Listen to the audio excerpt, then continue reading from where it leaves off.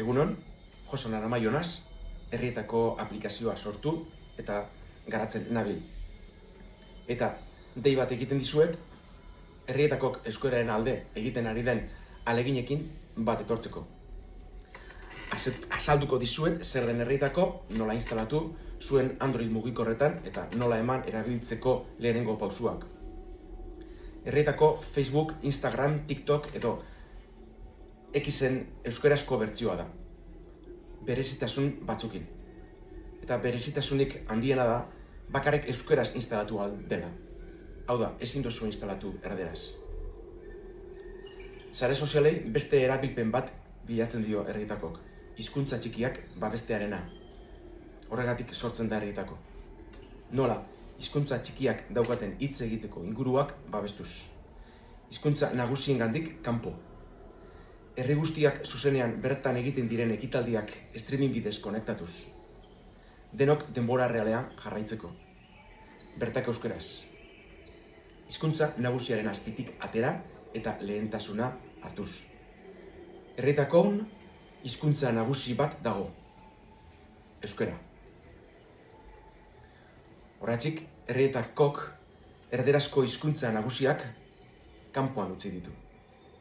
Joan San Telmo museora, Donostian, eta ikusi Amazoniako erakusketa.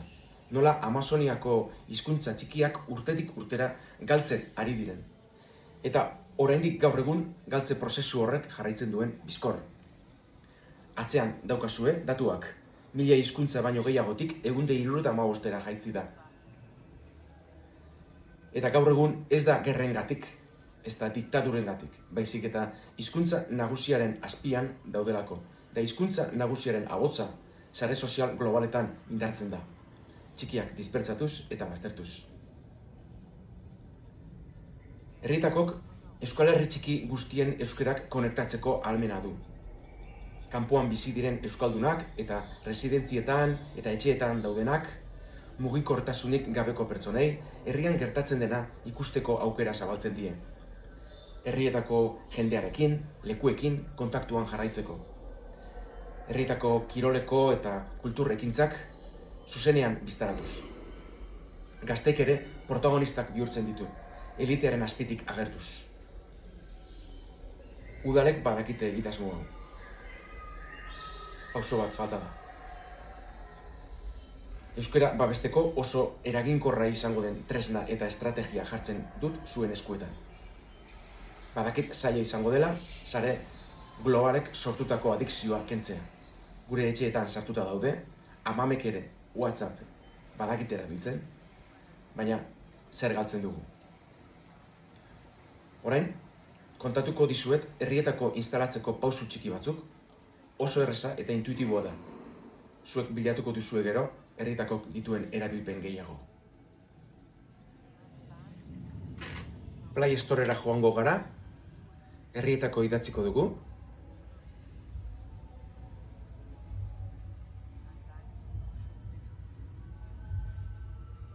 Eta jaitziko dugu.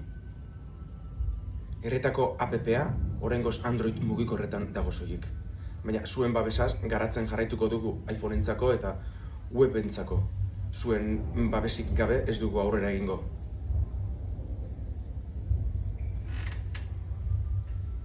Euskara batuan eta euskalkitan instalatzeko aukera ematen dit. Animatzen zatxuet zuen euskalkiak ere herrietakon agertzea. Nirekin kontaktuan jarri, nire batarra herrietako mapan dago eta gusto honez sartuko ditut zuen herrietako euskarak. 400 bat hitz eta esaldi txiki biz bakarrik. Sakatu erregistratzeko botoiari eta aurrera. Emaile, erabiltzaile eta pasahitza sartzeko eskatzen digu.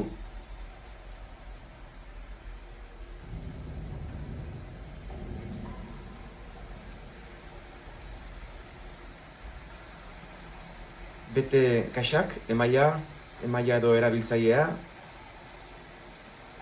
eta pasahitz biak. Bi aldiz.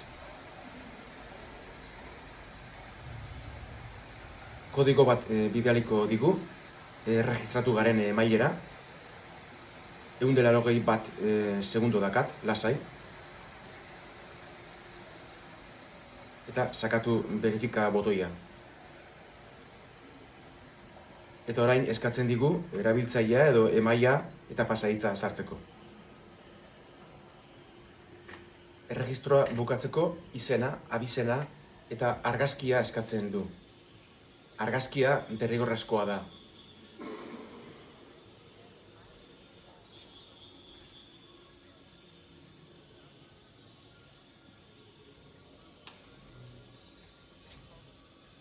Eta zorionak barruan zaude. Baimena onartuko dugu. Pero baimenak onartuko ditugu.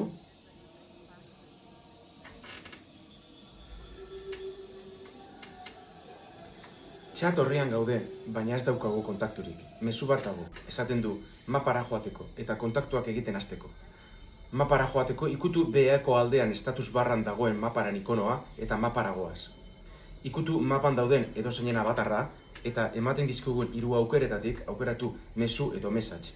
Da horrela bat bateko txata irekitzen da.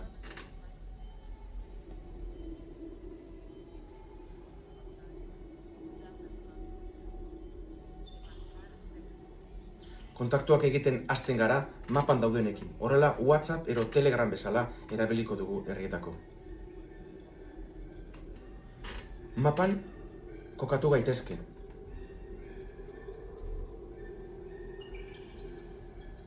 Eta baita mapatik kendu gaitezke.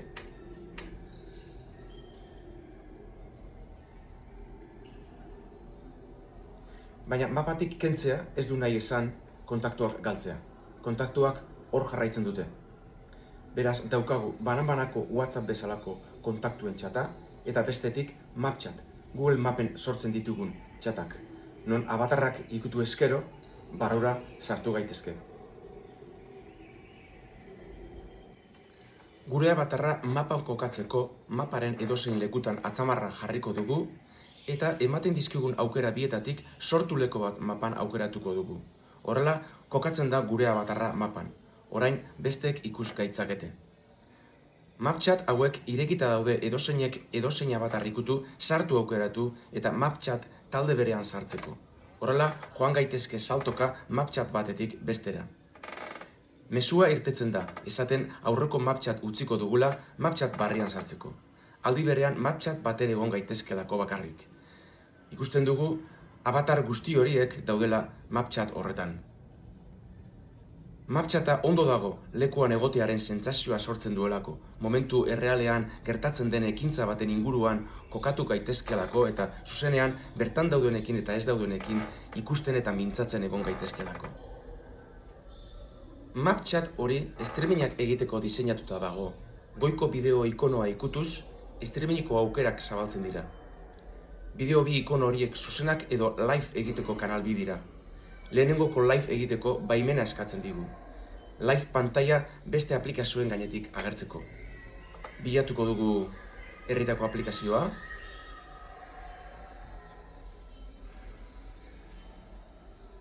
Eta aktibatuko dugu. Atzera, atzera, eta MapChateren pantailan gaude zuzena egiten.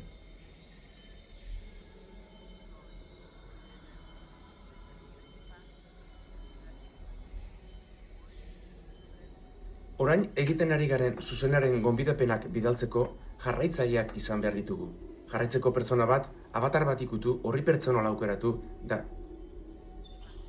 eta sakatu jarraitu. Sartu gaitezke baita pertsona hau dagoen MapChatera. Sartu botoia ikutuz. Orain, gonbidapenak bidaliko ditut. Goian dagoen 3 puntuen botoia ikutu eta aukeratu bidali gonbidapenak. MapChatean egiten ari garen zuzena momentu realean jakinarazteko dei bat da. Aukeratu ditzakegu jarraitzaile guztiak edo batzuk.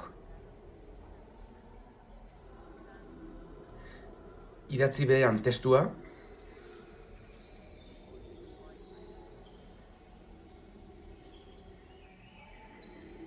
Eta bidali gonbidapena. Ikusten dugu maparen pantailaren goiko aldean dagoen kanpaian notifikazio bat agertu dela. Sartzen gara eta hor ikusi ditzakegu azkenengo deialdiak. Deialdi Horretatik sartu gaitezke zuzenean mapchatean.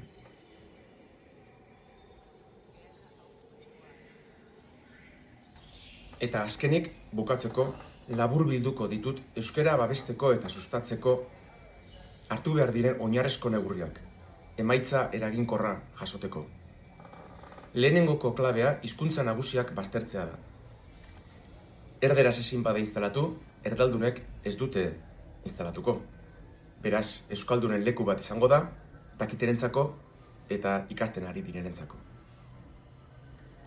Bigarren klabea, herriak konektatuta izatea da. Streamingeko sare telebista batekin herri guztiak konektatuta izatea. Herrietako euskeran egiten diren ekimenak biztaratzera. Herri bakoitzaren euskeran denon eskura egon dadin, denak mapan ikusi baten. Eta hirugarren klabea da elitismotik kanpo egotea. Komunikabideak elitarearekin doaz soilik. Adibidez, argitaletxeak, nik ez dut nahi nire argitaletxe batek nire lana baztertzerik. Baina ez dut nahi ez da Amazon bezalako sare global batean egoterik. Euskarazko denon ahotsa eta lanak onartzen duen leko bat nahi dut. Eta denon eskura egotea.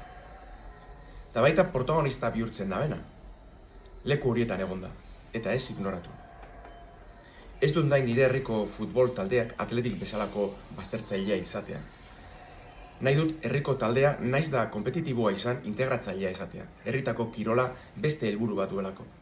Eta baita nahi dut komunikabidek eliteari ematen dioten protagonismo bera ematea. Herriak jarraitzea herriko kirolariak. Sozializatzeko helburu dutelako. La telebista ez dago prestatuta herrira aurreratzeko. Esan behar da, euskal kultura eta kirolak herri mailan izugarrizko kalitate da dutela. Falta dena da, kultura hori eta kirol hori biztaratzea, inor diskriminatu gabe eta horrela euskal herri guztiak konektatzea. Egiten duguna biztaratuz, eskura jarriz. Ze eliteak baztertzen gaitu. Herriak sortzen duen 99% baztertzen du, da komunikabideak elitearekin daude. Beraz, komunikabideek herrian egiten den ahalegin guztia dispertsatzen dute.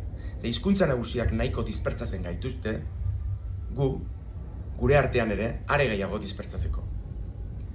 Sare globalek diseinatuta daude baita gu dispertsatzeko, txikia dispertsatzeko, baina erabili dezakegu sare tresna horiek buelta emateko eta gure alde jartzeko.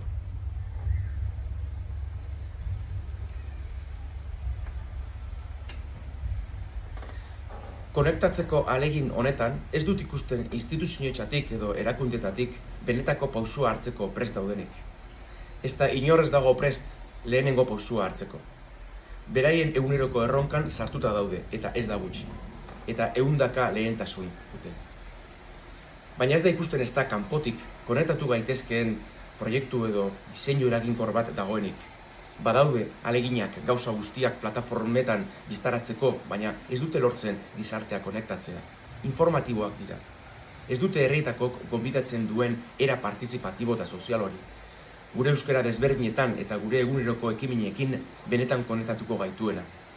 Eta emoten dau, edo goitik etorri behar den plan bat izan berdela, ze erdian dazenak eragileak eta udalak ez dabe lehengoko pausua hori emango, edo pertsonak gure kabuz hartu behar dugula erronka hau. Zuei eskatzen dotzuet, hasi dezagun mugimendu hau. Agian sanikon izan behar du, hasieran. Tresna hor daukagu. Herrietakok eskerrak eman nahi dizkie, orain arte laguntza ematen ari diren gutxi batzuei, ahalegin honetan. Gonbidatzen zaituztet, herrietakorekin bat, datorren Saniko Pala txapelketa ekimen honetan partidua jokatzen duzunean, egin live herrietakotik, zuek zuen burua protagonista bihurtzea, eta herrietako horri pertsonalean zuen informazioa agertzea deno jarraitzeko.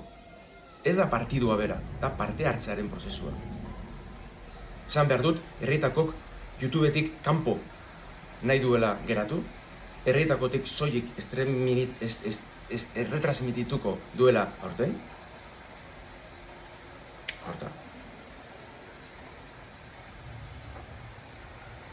Esan behar dut, herrietakok YouTubetik kanpo nahi duela geratu, herrietakotik soilik erretransmitituko dugula, aurten, horrek arazo teknikoak ekarriko dizkigu, batez ere Android mugikorrak ez direlako onak zuzenak egiteko, eta egongo dira irudi edo soinu arazoak. Orain arte iPhone mugikorrarekin egin izan ditut, zuzenak, YouTube bitartez, eta kalitatea oso ona izan da. Zuen laguntzarekin eta erabiltzaile askorekin, herrietako laguntza eskatzeko posizioan egongo da, iPhoneentzako eta weberako garatzen jarraitzeko. Pena da, instituzioetatik inolako laguntzarik ez jasotzea, onelako egitasmo batetan. Baina, holan da. Aurretik orduan, eskerrik asko den hori, disfruta Saniko palak daukan joku eta estilo autentiko horrekin, eta elkar ikusiko gara herrietakon eta Saniko plazan. Agur beroa.